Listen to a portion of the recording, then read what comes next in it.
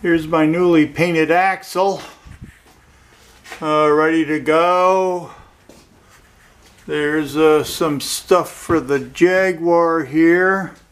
It's all painted and ready to go.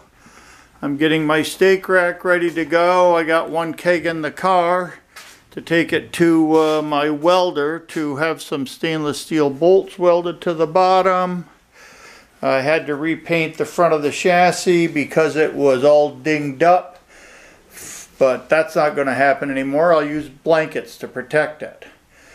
But I've got to let this, some springs that I painted, spring leaves, I've got to let this stuff dry for 4 days, so I won't be putting it together until next weekend. But next I've got to fit my windshield post in, so we're doing good. Have a good day.